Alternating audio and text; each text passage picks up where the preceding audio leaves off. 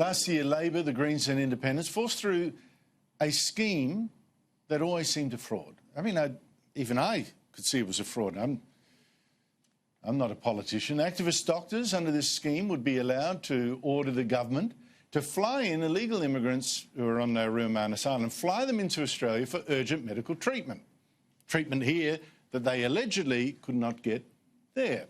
And of course, there wasn't much the government could do under this legislation to stop them, and it was a con, in part because once these illegal immigrants got to Australia, well, they were almost powerless to send them back because they'd launch legal action, and that was that.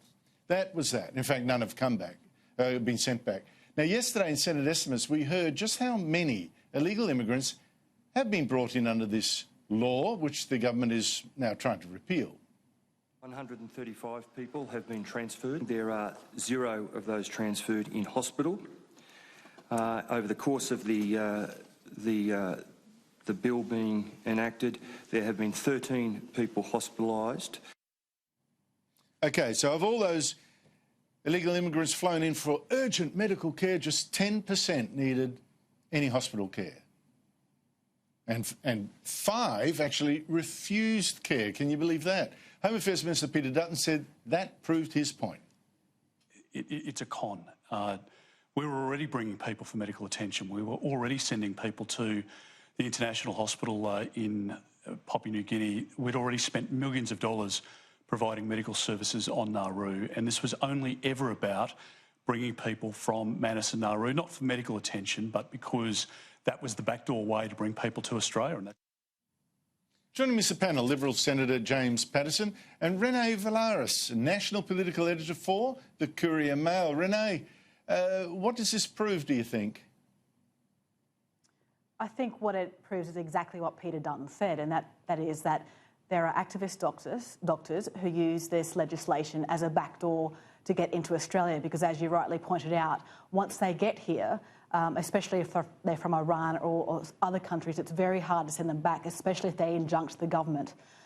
So the other issue too is that doctors are ordering that they travel with other, and accompanying adults, even if they're adults themselves. So in a case last week, there was a woman who's 21 who doctors said needed medical attention, but the doctor said she also needed to travel with her brother and her father.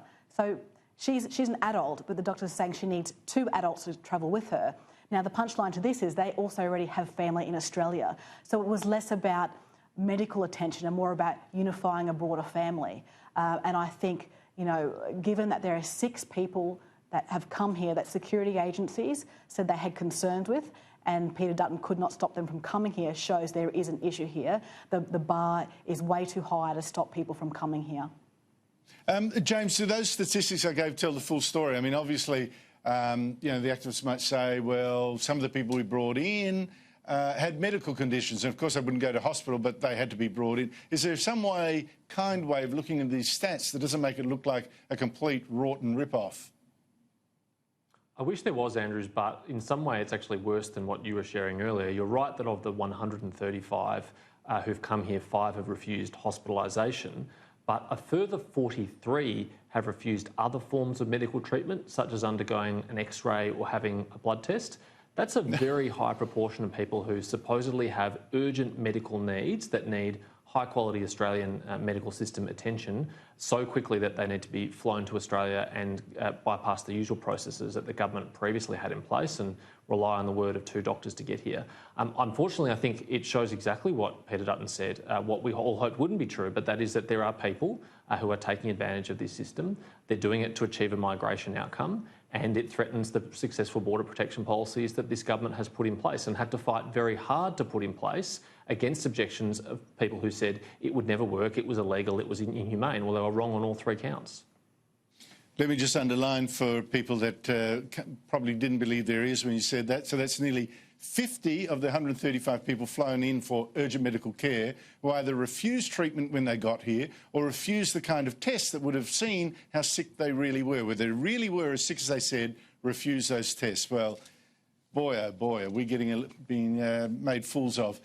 Renee, you've got the government trying to repeal this law that the Independents, Greens, Labor's forced in. Labor still defending this law. It seems to me, look, they may have right on their side and goodness on their side, I don't know. But it seems to me this is one of those issues that Labor is trapped fighting on, like global warming, border controls and negatives for Labor that make it seem like it's still bogged down after the election, unable to change direction and, you know, move on. Yeah, and I think that's right. And there's a number of issues with that. I think Labor and a number of Labor MPs and senators are mourning their election loss. And so this is one big political therapy for them. And which policies can they hang on to with dear life? You know, because we still won't know what policies they will take to the next election. I know it's a little bit early, but at the same time, they're fighting for things that we don't even know will be their policy in 2 months' time. And I also think there is a bit of ego involved here, and that is there is one senator in particular who is making it her mission to raise her profile by attacking the Home Affairs Minister. And can I have one guess? That's all I'll need. That is all I'll need. Christina Keneally, yeah. She's, you know, I don't understand Labor politicians. Whenever they're talking about votes, they are losing. They're never winning. And I still don't understand after all these years, you know, for the past 10, 15 years, why they still don't understand this. Peter Dutton is a very effective minister, yet you get cohorts of people who think they're going to be able to get Peter Dutton in a way because, you know, for myriad reasons I can't understand. But, I mean, you know, he is, of the politicians in here, he's across his brief, he's principled, and he does, he speaks for the people who vote for him. And, you know, in this business, that's very important.